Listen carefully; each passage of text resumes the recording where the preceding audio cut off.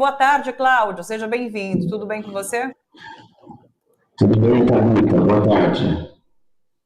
Cláudio, você esteve hoje, então, hoje ou ontem, você confirma para mim, mas você esteve no Guarujá, fazendo parte de uma reunião com a ouvidoria da polícia, com o Conselho Estadual de Direitos Humanos, o Grupo Tortura Nunca Mais, deputados, o Ministério dos Direitos Humanos, para discutir o que tem acontecido no Guarujá, o que tem sido chamado de uma chacina, né? Há muitos relatos, inclusive, de moradores aterrorizados com essa ação da Polícia Militar que está acontecendo ali na Baixada. Eu quero que você comente, traga detalhes para a gente sobre essa reunião.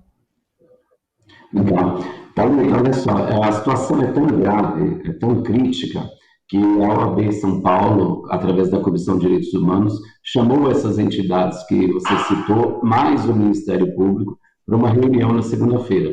Tivemos uma reunião importante na segunda-feira, onde debatemos o tema e tivemos que era muito importante fazer diligências no Guarujá.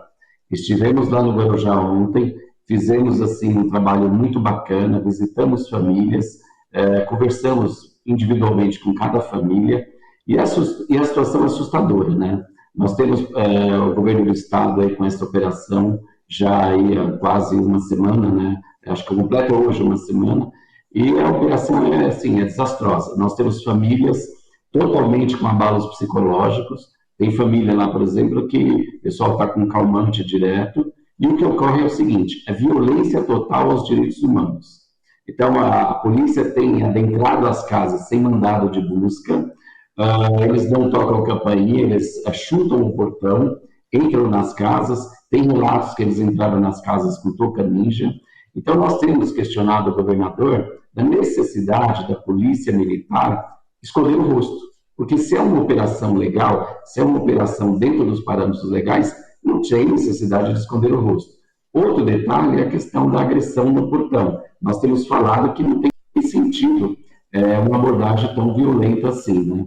E ontem, o que chamou mais atenção nos relatos foi conversa com um garoto de 15 anos, com um jovem de 23, com um jovem de 30, com um jovem de 40 e um idoso de 75 anos. As conversas convergem. As conversas têm a mesma linha, né?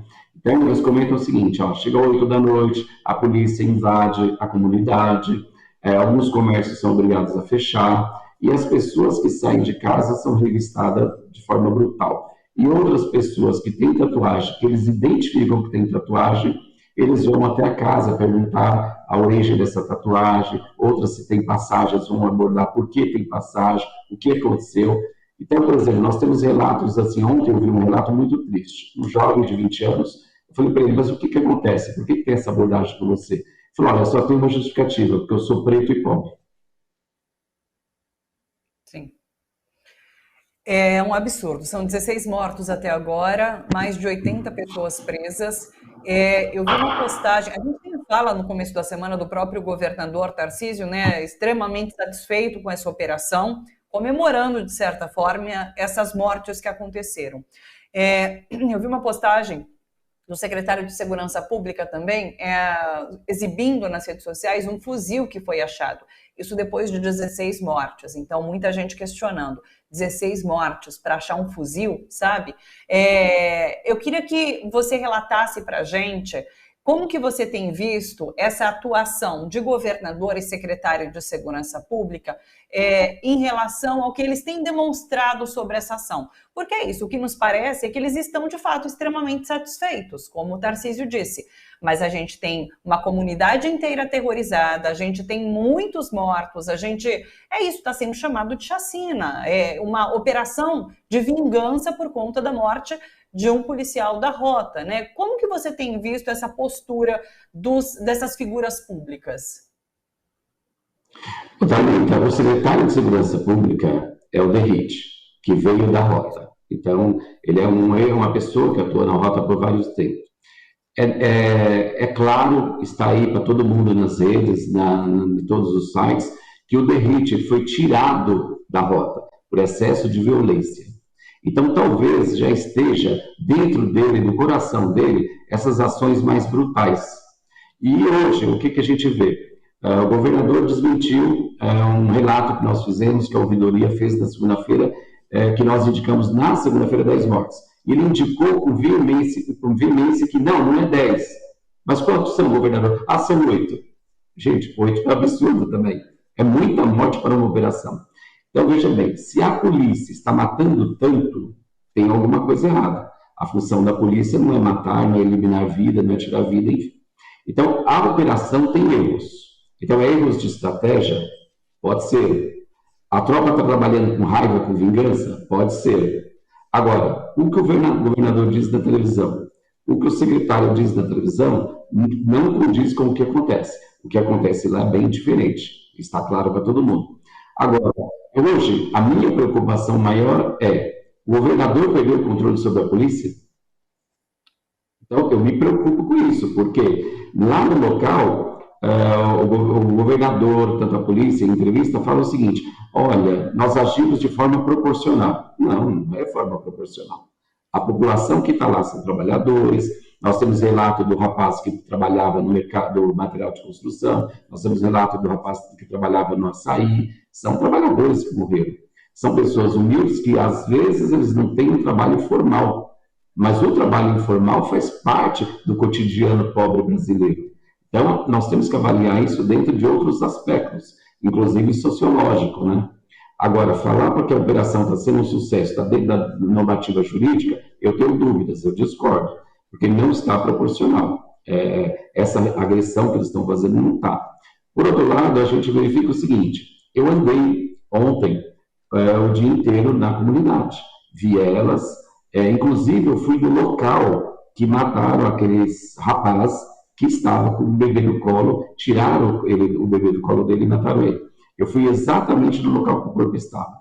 E andando lá, eu tomei o cuidado de olhar as casas, os barracos, os que eram de madeiras, não tem sinal de tiro.